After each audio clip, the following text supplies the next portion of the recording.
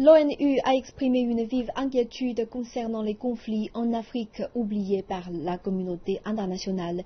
Le Conseil de sécurité de l'ONU vient de rentrer d'un voyage au Soudan du Sud et en Somalie, deux pays qui auraient besoin de plus d'attention pour éviter des crises humanitaires. Plusieurs millions de personnes pourraient être menacées par la famine. Pourtant, l'ONU n'obtient pas les fonds dont elle a désespérément besoin. Quand on est loin, il est facile d'oublier même les pays les plus en difficulté. Pourtant, il est difficile d'ignorer le camp de l'ONU de Malakal, situé au Soudan du Sud. Les réfugiés qui ont fui les violences sont en colère contre le refus de leurs dirigeants de faire des compromis.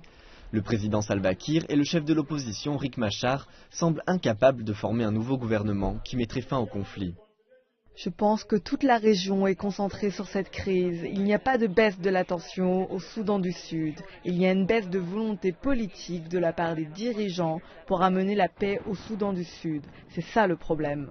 Pendant des années, beaucoup ont tenté d'oublier la capitale somalienne Mogadiscio. Mais voilà déjà 3 ans que le groupe armé Al-Shabaab a été chassé de la ville.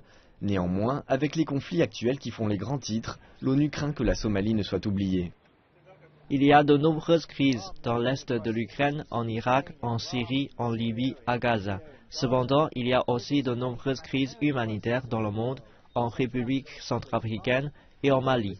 Et il y a une baisse des dons, de la tension politique. Il est donc réellement important de ne pas nous détourner des pays dans lesquels nous avons une chance de changer les choses. Toutefois, les deux pays manquent régulièrement de fonds.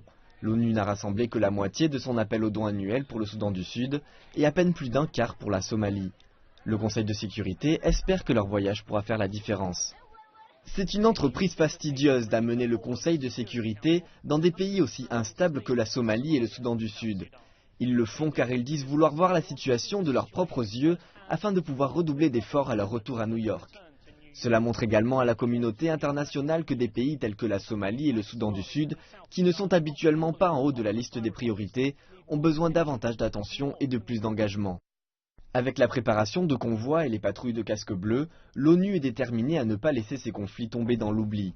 Néanmoins, cela n'est possible que si les donateurs n'oublient pas de contribuer.